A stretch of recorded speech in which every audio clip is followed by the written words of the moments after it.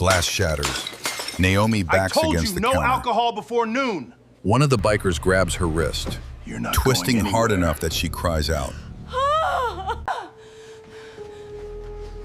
Let go of her. Sit down, old timer. One of them pins Naomi down.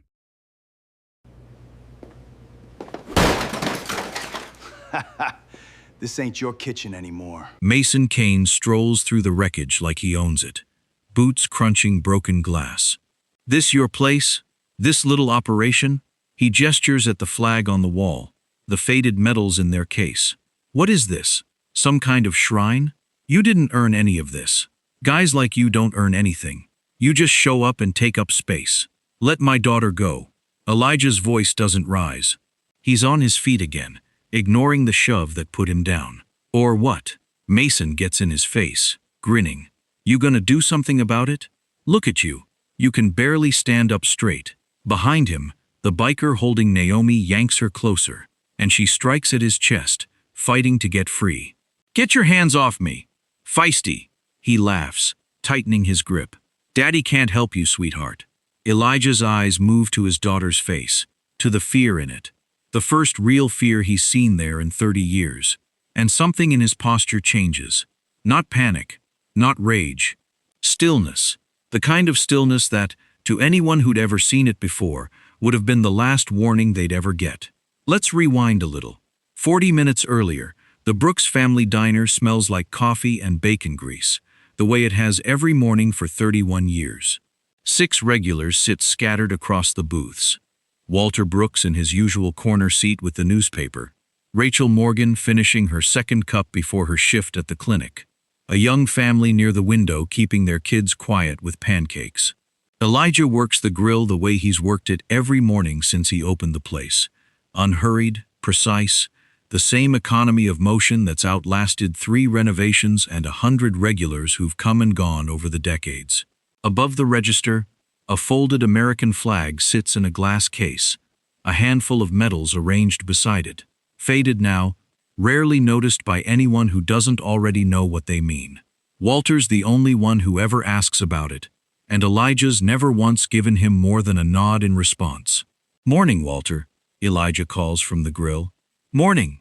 Walter doesn't look up from his paper. Bikers rolling through town today.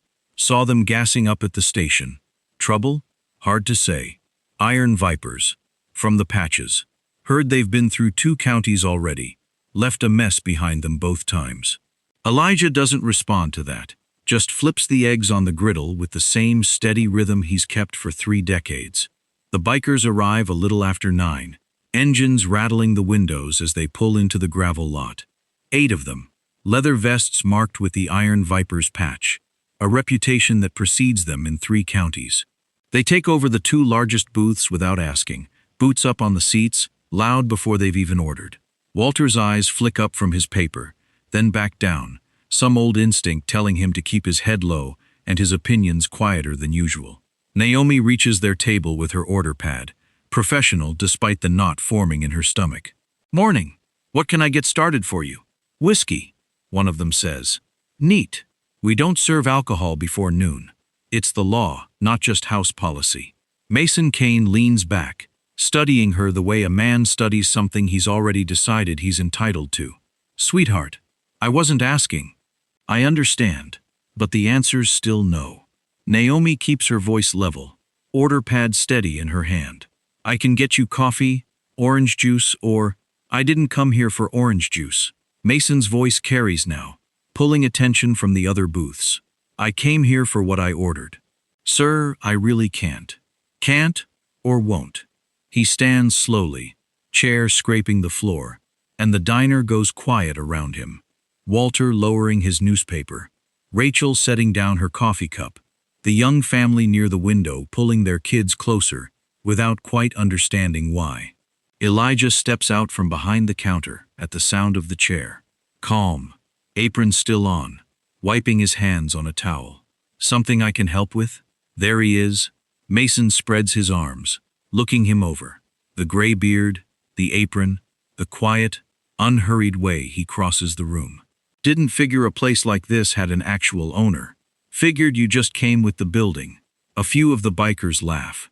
One reaches over and knocks a napkin dispenser off the nearest table, watching it clatter to the floor, without breaking eye contact with Elijah, testing to see what reaction it draws. None comes. I'm going to ask you to leave, Elijah says. Even, unhurried, the same tone he'd used to describe the weather. Ask? Mason steps closer. Close enough now that Elijah can smell the whiskey already on his breath from somewhere else this morning. You don't ask me anything, old man. Not in my town. It's not your town. Elijah doesn't step back. It's not even your diner. Something shifts in Mason's face, the grin staying, but the eyes going harder. The particular look of a man who isn't used to being told no twice in one morning by anyone, least of all, a 68-year-old cook in a grease-stained apron. He reaches out and shoves the nearest table, plates and coffee cups crashing to the tile, the family near the window flinching, Rachel already rising to shield the children instinctively. Naomi flinches at the sound, doesn't run. Get back, Elijah says quietly, stepping between her and the wreckage. All of you, get back. That's when Mason's hand closes around Naomi's wrist. Let her go. Elijah's voice stays level, though something underneath it has changed. Quieter now, more precise, the tone of a man choosing every word with deliberate care. This doesn't need to go any further, doesn't it? Mason doesn't loosen his grip. Seems like it already has, old man. Seems like your girl here decided to make a whole thing out of one drink. She was following the law. That's not a decision she gets to make. It's just the rule. Rules. Mason laughs, glancing at his men. You hear this guy? Talking to me about rules. He looks Elijah over again, slower this time, taking in the gray beard, the stooped shoulders, the apron still tied at his waist. You know what I see when I look at you. An old man who's had it easy his whole life, standing behind a counter, thinking that means something. I've had a diner for 31 years. That's all it means. 31 years. Mason smirks. And what do you think you're gonna do about right now? Huh? You gonna call the cops? Sheriff Hayes isn't gonna get here in time to save your little shrine back there. He nods toward the register, toward the folded flag in its glass case, the medals arranged beside it. What is that, anyway? You buy that at a flea market to look tough? One of the other bikers wanders closer to the case, tapping the glass with a knuckle, hard enough that it rattles in its frame. Careful, Mason. Might be worth something. Old guy probably polishes it every morning like it means something. Everything in this place means something, Elijah says quietly. You wouldn't understand any of it. Try me. Elijah doesn't. He simply holds the man's gaze until he looks away first. Uneasy, without quite knowing why. Walter, still seated in his corner booth, opens his mouth like he might say something, then closes it again, his hand tightening around his coffee cup instead. Rachel has both children from the young family pulled close behind her now, her body angled between them and the wreckage, watching Elijah with an expression that isn't quite fear, more like disbelief, that he isn't doing more, isn't fighting back, isn't matching the violence in front of him with any of his own.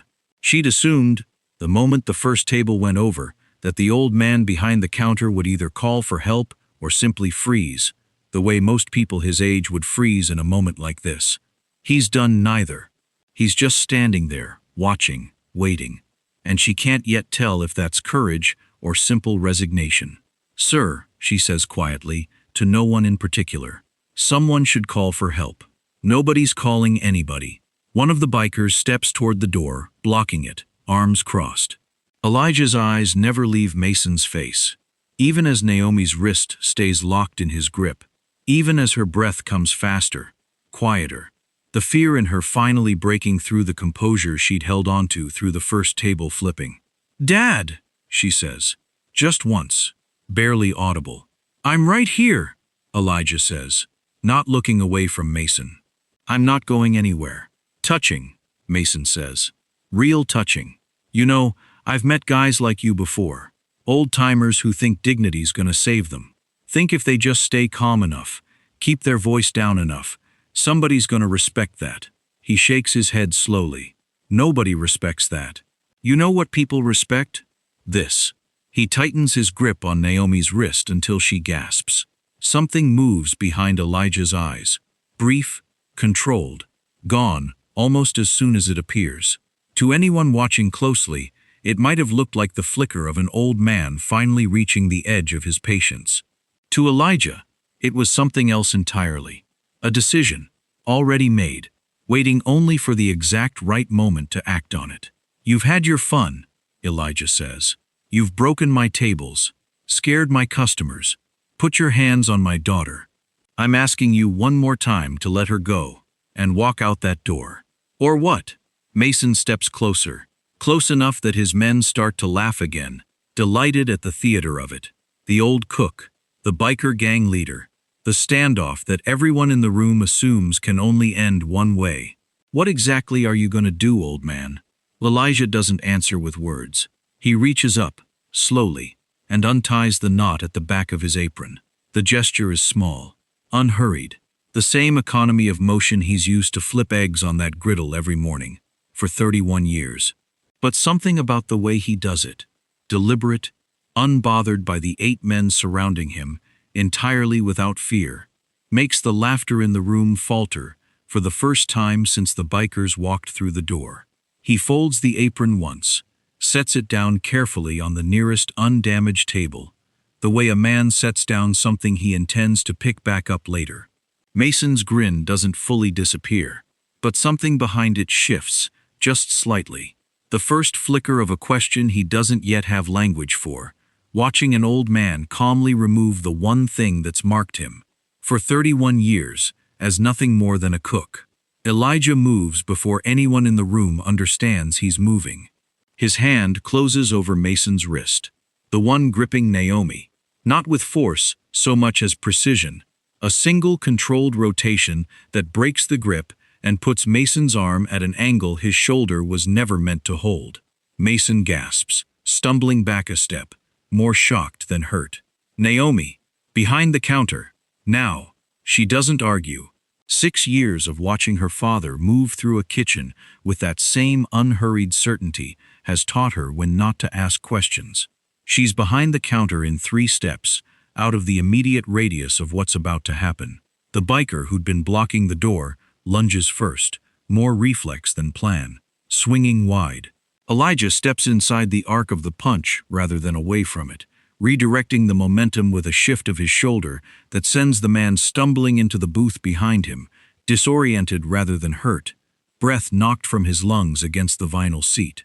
Another comes from the side. Elijah pivots, catches the man's forward momentum, and uses it against him. Not a strike, so much as a redirection, a hand at the shoulder, a foot placed to disrupt balance, and the man goes down hard onto the tile, more surprised than injured, the wind gone from him before he understands what happened. A third, bigger than the others, tries to grab Elijah from behind, wrapping thick arms around his shoulders in a bear hug meant to pin him in place. Elijah drops his center of gravity, drives an elbow back with exact minimal force into the man's ribs, and slips free the moment the grip loosens, already turning to assess the next threat before the man behind him has fully registered what happened. It isn't fast in the way action carries in movies. It's economical, deliberate. Every movement solves exactly one problem and creates no new ones. No wasted force, no strikes thrown in anger, nothing beyond what's necessary to remove a threat from the space around his daughter and his customers.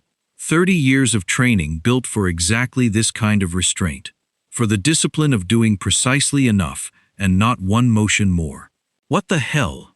One of the bikers near the window reaches for something at his belt, and Elijah is already moving toward him, closing the distance before the hand fully closes around whatever he's reaching for, catching the wrist, pinning it against the wall with enough controlled pressure that the man drops what he's holding without ever fully drawing it.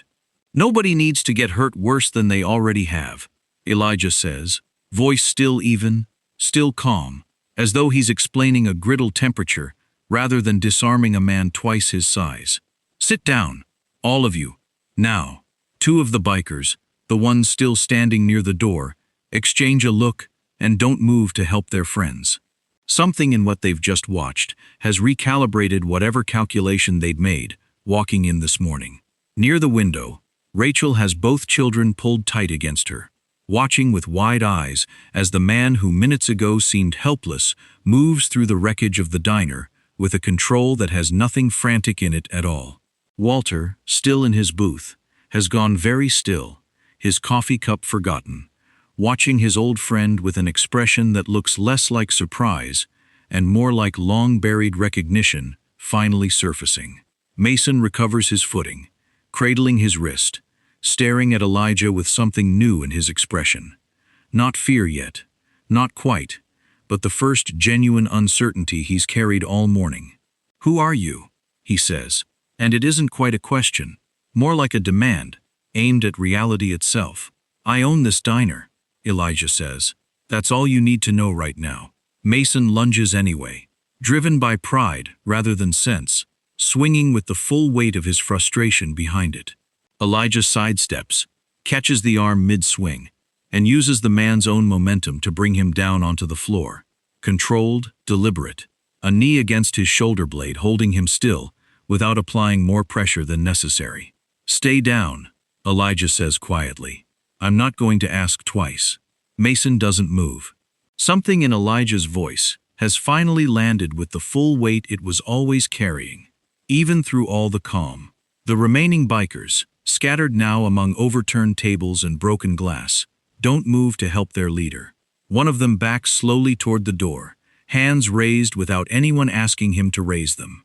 Outside, in the gravel lot, a car has pulled up unnoticed during the last minute of chaos. Sarah Collins, a young reporter who'd stopped in for coffee and a quiet morning of writing, standing frozen by her car door, phone already raised, having caught the last 30 seconds of everything on video, without fully processing what she was filming until it was already over. Yet her hands shake as she dials 911. "I need police at the Brooks family diner, right now. There's been an assault, a group of bikers, they trashed the place." She pauses, watching through the window as Elijah rises slowly from where Mason lies still on the floor, checking on Naomi first, then the family by the window, moving through the aftermath with the same unhurried calm he carried into it. "I don't think anyone needs an ambulance. I think it's already over." Dispatch relays the call within seconds. Sheriff Daniel Hayes, 3 miles out on Route 9, hears the address over his radio and doesn't need a second to place it. "Brooks Diner," he repeats, already flipping his lights on, pulling a hard U-turn on the empty highway. That's Elijah's place. He's known Elijah for 6 years, ever since he took over as sheriff. Quiet conversations over coffee most Sunday mornings. The kind of easy respect two men build slowly, without ever needing to explain themselves to each other. He's never once asked about the flag on the wall, the medals in their case.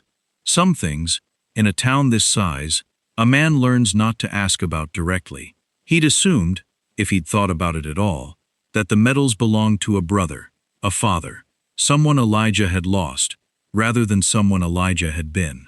Hayes served 2 tours as an Army Ranger before he ever put on a badge, and something about the way Elijah carried himself, economical, watchful, never wasting a movement, had always registered somewhere in the back of his mind as familiar, though he'd never once connected it to anything specific. He pushes his cruiser past 90 on the empty 2-lane road, radio crackling with dispatch updates he's only half listening to, most of his attention already 3 miles ahead, on a diner he's eaten breakfast in every week for 6 years, without ever once suspecting what he was about to find there. The drive takes 4 minutes that feel considerably longer. Hayes pulls into the gravel lot to find 8 motorcycles scattered at odd angles, one biker sitting on the ground near the entrance with his hands raised before anyone's even asked him to, another leaning against the wall looking faintly nauseous. 2 more sit slumped near the overturned booths, not moving to run, not moving at all, the fight gone out of them entirely. Through the window he sees Elijah, apron gone, sleeves rolled, standing with his back straight and his shoulders set in a particular way Hayes recognizes instantly, from somewhere deep in his own memory of 2 tours overseas. Not the posture of a scared old diner owner who just survived an attack. The posture of a man who has done this before, and done it many times, under circumstances considerably worse than a diner full of broken plates. Hayes has seen that exact stillness in exactly two kinds of men in his life. Men who'd been trained by the military to move that way, and men who'd been trained by war to never fully unlearn it. Beside the counter, Naomi has emerged again, checking on Rachel and the children first, her hands steady now despite everything, some of her father's calm having settled into her the way it always seemed to in moments that mattered most. Walter has finally risen from his booth, standing near Elijah's shoulder without quite knowing what to say, the newspaper still folded uselessly in one hand. Hayes steps out of his cruiser slowly, hand resting near his radio rather than his weapon, already understanding, with a certainty he can't quite explain yet, that the quiet cook he's shared coffee with for 6 years is not who he thought he was. Hayes steps through the wreckage slowly, scanning the room, the overturned tables, the bikers scattered and subdued, the family still huddled by the window, Rachel's hand steady on the younger child's shoulder. His eyes find Elijah last, and for a moment, neither man says anything at all. "You all right?" Hayes asks finally. "We're fine." Elijah's voice carries the same calm it held through the entire confrontation, though something in his shoulders has begun, slowly, to ease. Naomi's shaken up. Nobody's seriously hurt. Hayes looks at the bikers scattered across his floor.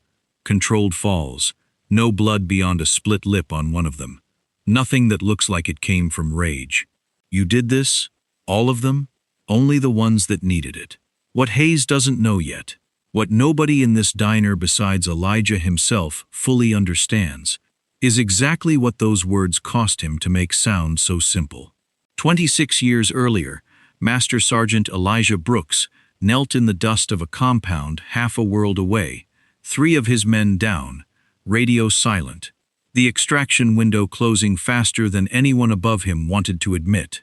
He'd led 6 missions that year alone that never made it into any newspaper, never carried a name the public would recognize, each one demanding the same exact discipline he'd just used against 8 bikers in a diner. The ability to assess a threat with total clarity, to act with precision instead of fear, to protect the people counting on him without ever letting rage take the wheel. He'd earned 2 silver stars for missions he's never once described to anyone outside the small circle of men who were there with him. A bronze star with valor device for a hostage rescue that cost him 2 years of nightmares before it finally let him sleep through a night again. He came home at 42, having buried more friends than he could count on both hands, and made a decision that surprised everyone who knew him. He wasn't going to spend the rest of his life training other men to do what he'd done. He was going to make eggs. The diner wasn't an accident. It was a choice, deliberate as any tactical decision he'd ever made in the field. A place small enough that nobody would look twice at an old black man behind a griddle. Quiet enough that the war could finally stay behind him where it belonged. Naomi was 6 when he opened it, and she grew up in these booths, doing homework at the counter while her father flipped pancakes, never once suspecting, for the first 15 years of her life, that the quiet man raising her alone had once commanded men through some of the most dangerous missions the Army ever ran. He'd raised her alone since she was 4, after her mother passed, and he'd made a private promise to himself back then that whatever he'd carried home from those 4 tours would stay carried by him and him alone.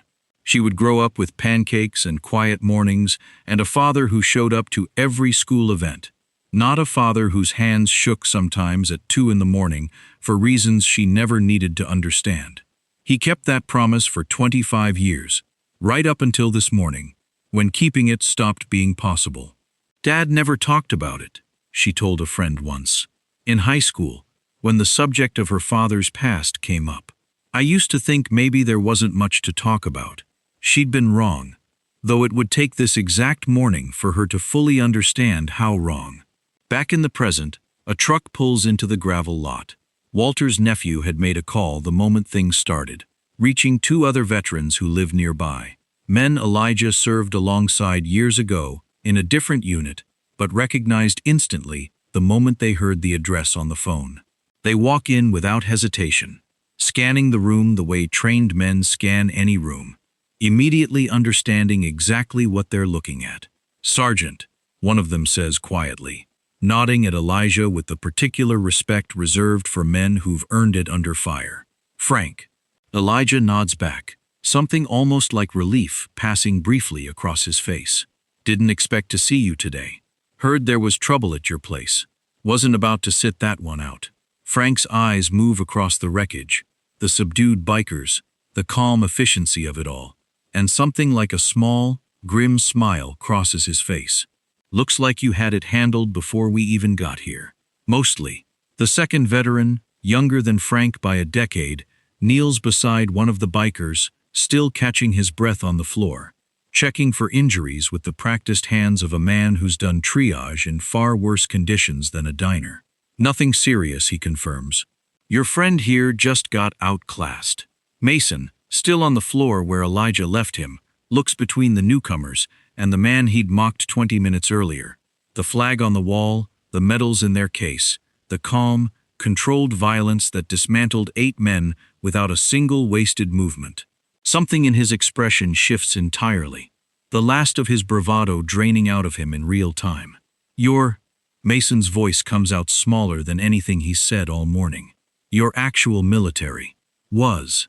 Elijah doesn't look at him directly. "A long time ago. You could have killed all of us." "I could have." Elijah's tone doesn't change. "I didn't want to."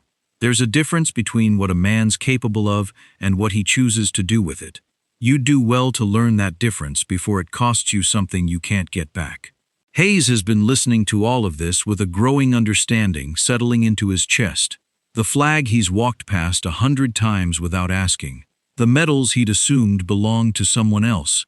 The 6 years of quiet Sunday coffee, with a man who never once mentioned any of what he clearly carried underneath that calm.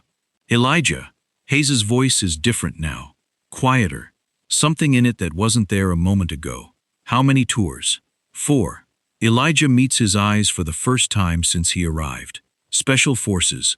Retired as a master sergeant. Hayes absorbs that in silence, doing the math on 6 years of assumptions he'd apparently gotten entirely wrong. He straightens slightly, the posture settling into something more formal than the easy stance he'd carried in through the door. Without a word, Sheriff Daniel Hayes raises his hand in a slow, deliberate salute.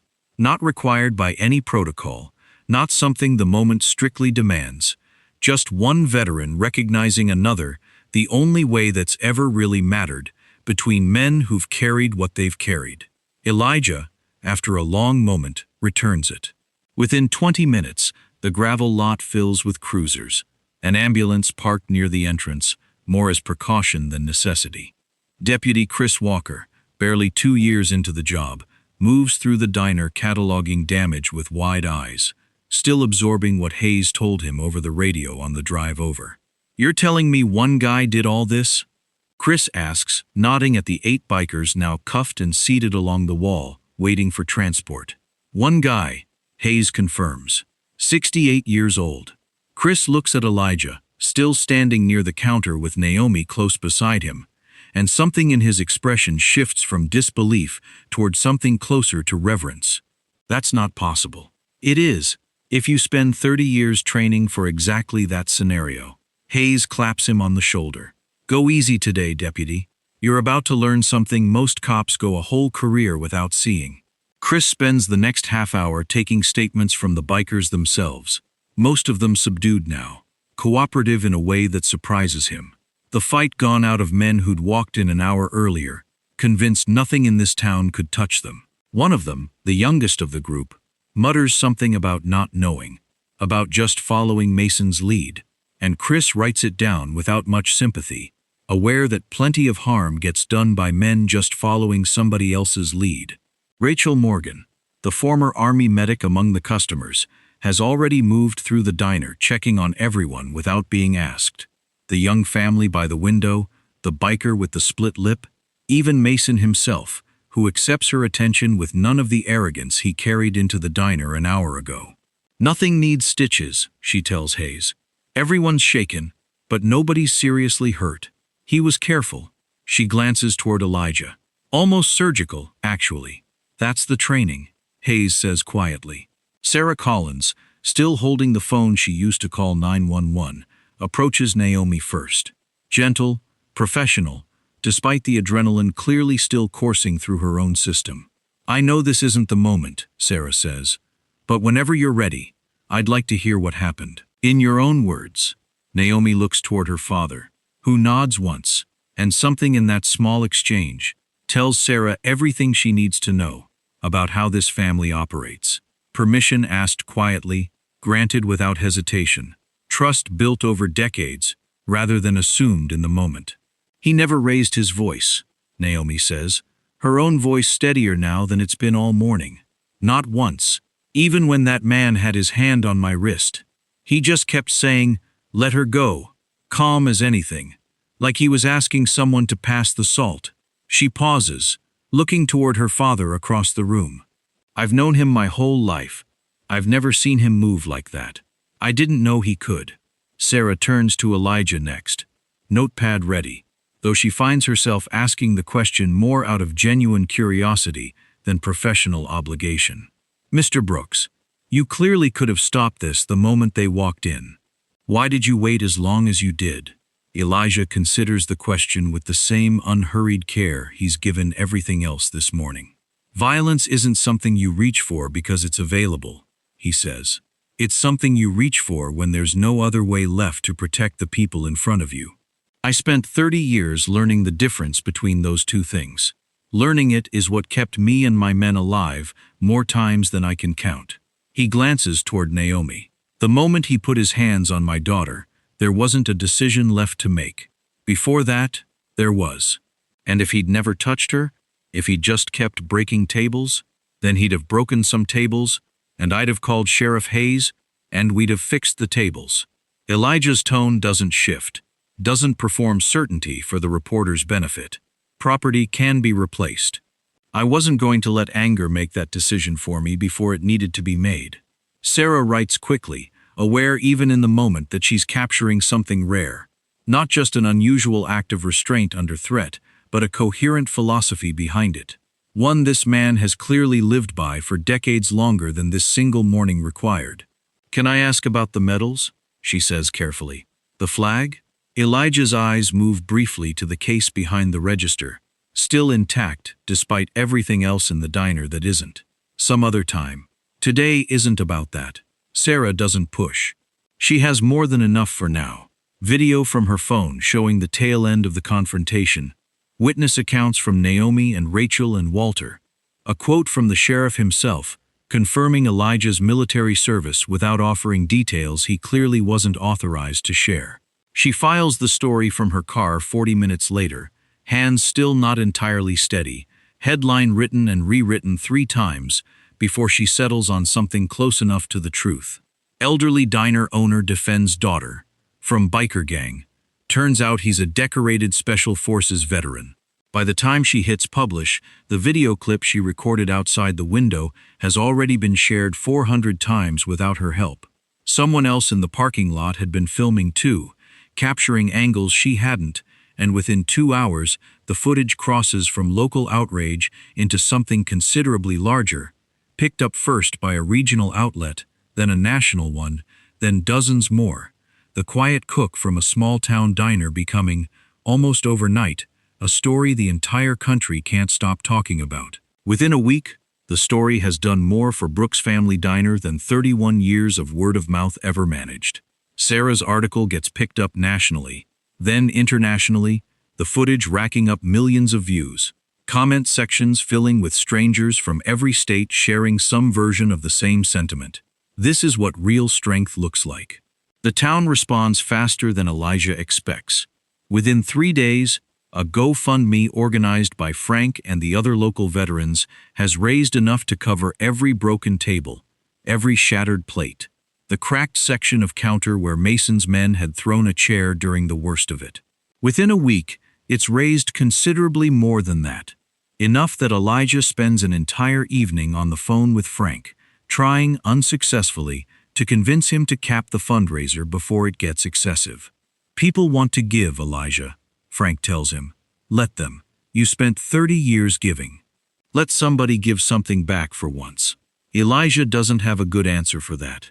Local businesses send supplies without being asked. A contractor drops off lumber for the counter repair. A restaurant supply company in the next county over comps an entire replacement set of tables and chairs once the owner sees the news coverage. Walter shows up every morning that week with his toolbox, working alongside two of Elijah's old service buddies to rebuild what 8 men destroyed in under 15 minutes. Mason Kane's consequences arrive with considerably less community goodwill behind them. Assault charges, destruction of property, and, once investigators dig into the Iron Viper's broader activity across 3 counties, additional charges connected to incidents in towns that had previously been too intimidated to press their own cases. 3 other business owners come forward within days of the story breaking, encouraged by the sight of someone finally standing up to a man who'd spent years counting on silence. Mason's bail hearing draws a small crowd of reporters, none of whom he addresses, his lawyer doing the talking while Mason himself sits with the specific posture of a man finally understanding, too late, that the world doesn't actually run on fear the way he'd always assumed. 2 of his own men, facing lesser charges and considerably less loyalty than they'd claimed to feel that morning, agree to testify against him in exchange for reduced sentences. The Iron Vipers, as an organized presence in the region, effectively ceased to exist within a month. He thought being big and loud was the same as being strong, Naomi says one evening, sitting on the diner's back steps with her father, watching the sun go down over the half-repaired parking lot. I used to think that too, a little. Not about him, just, I always thought your calm was because you didn't have another gear. Like you just weren't the type. I have the gear, Elijah says quietly. I spent 30 years learning I didn't want to live in it. Why not? You could have stopped him the second he walked in. Saved yourself the tables. Because the version of me that lives in that gear all the time isn't someone I ever wanted you to grow up with. He looks at her, something soft in his expression that rarely surfaces even with her. You got a father who flips pancakes and forgets your birthday, is a week away until the last minute. That's who I wanted to be for you, not the other one. Naomi is quiet for a moment, absorbing that the way she's absorbed most of what her father's told her this week. Carefully, turning it over, trying to fit it against 25 years of a version of him she thought she already understood completely. I'm glad you had both, she says finally, even if I only just found out about one of them. 2 weeks after the attack, the last of the repairs finish. New tables, a rebuilt counter section that matches the original so closely most regulars won't even notice the difference. The flag and medals moved temporarily to Elijah's house during construction, and returned, that final morning, to exactly the spot they'd occupied for 31 years. Elijah stands in the doorway of his diner the night before reopening, looking at the space the way he hasn't looked at it in years. Really looking, the way you look at something you nearly lost. Ready? Naomi asks, coming up beside him. Been ready my whole life, Elijah says. Just didn't know it until this month. Tomorrow Brooks Family Diner opens its doors again. The line outside Brooks Family Diner starts forming before sunrise. By the time Elijah unlocks the front door at 6 a.m., there are already 30 people waiting in the gravel lot.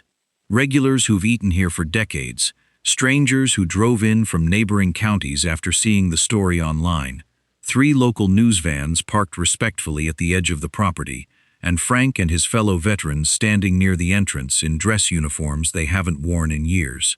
You didn't have to do that, Elijah tells Frank, eyeing the uniform. We know. Frank straightens his jacket.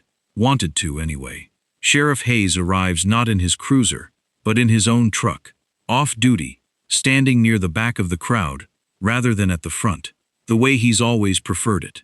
Deputy Chris Walker stands beside him, still visibly in awe of the whole situation 2 weeks later.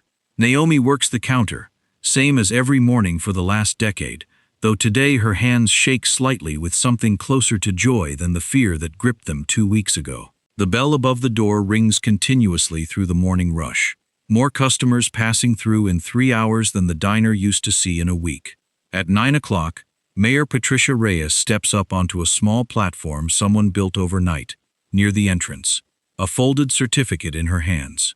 31 years ago, Elijah Brooks opened this diner and asked for nothing from this town except the chance to serve good food and treat people with respect, she says, voice carrying easily across the crowd. 2 weeks ago, he showed us exactly what that respect was built on. On behalf of this town, I'm proud to declare today, and every anniversary going forward, Elijah Brooks Day. The crowd erupts into applause. Elijah, standing near the door in a clean apron, absorbs it the same way he's absorbed everything else these past 2 weeks. Quietly, a little uncomfortable with the attention, more concerned with whether the coffee machine is keeping up with demand than with anything being said about him. Say something, Naomi murmurs, nudging him forward. Elijah steps up, clears his throat, and looks out at a crowd considerably larger than any he's ever addressed in his life, civilian or military. I appreciate all this, he says. I do, but I want to be clear about something. What happened here 2 weeks ago wasn't about being a soldier. It was about being a father. Every choice I made that morning, I'd have made it the same way if I'd never worn a uniform a day in my life. I just happened to have the training to make sure it ended the way it needed to end. He pauses, looking toward the flag and medals behind the register, visible again in their case for the first time since the repairs began. Those medals aren't up there because I'm proud of what I did overseas. They're up there for the men who didn't come home with me. I kept them quiet for 30 years because that felt like the right way to honor them. Not talking about it, just living a good, quiet life in their memory. I'm still not sure I did the right thing, putting all this on display now. But if it means something to this town, if it reminds anybody watching that the quietest person in the room might be carrying more than you'll ever know, then maybe it's worth it. The crowd goes quiet, absorbing that in a way that feels different from the applause a few minutes earlier. Heavier, more settled. The particular silence that follows something true rather than something celebratory. Naomi watches her father step down from the platform and return to the counter, back to the rhythm he's kept for 31 years, already taking the next order like nothing unusual happened at all. If there's one thing this town learned, it's this. Real strength doesn't announce itself. It doesn't need an audience, doesn't need recognition, doesn't need anyone to know what it's capable of until the moment it's actually required. The quietest man in the room isn't always the weakest one. Sometimes he's simply the one who's already decided violence is a last resort, not a first instinct. And that decision, made and remade every single day for 31 years, is its own kind of quiet courage nobody thinks to applaud until they finally see what it was protecting all along. If this story reminded you that real strength wears no uniform, subscribe for more. Because in a town, a diner, or right next door, there's someone quietly carrying more than you'll ever know. Turn on notifications so you never miss the next story, where honor speaks louder than fear.